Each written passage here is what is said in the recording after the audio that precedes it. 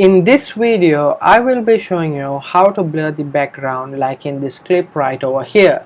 But before we get started, make sure to smash that subscribe button and turn on notifications to watch my videos every week. To get started, I added a video to my timeline. First of all, you got to go to the effects and search in for the Gaussian blur. Drag and drop your Gaussian blur into the video sequence. Now make sure to move your playhead to the beginning of your video. And now head over to the FX control panel and click on the pen tool under Gaussian blur. Now you have to select around the person to have the blur effect.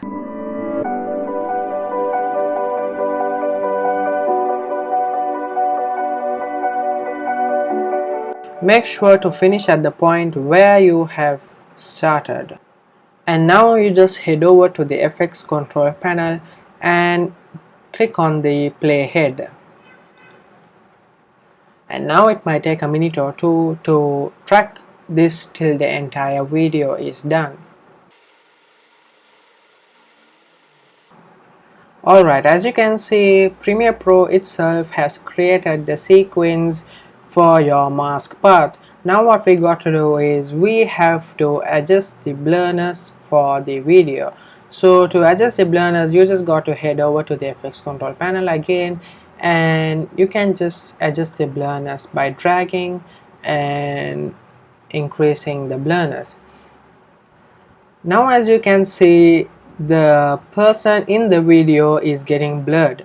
So to have it inverted, you just got to select this inverted box and the video completely changes.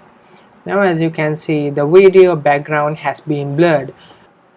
Finally, make sure your mask path is in order, because when you play the video you might have a staggering blur for your background. So you just got to adjust it frame by frame in your video.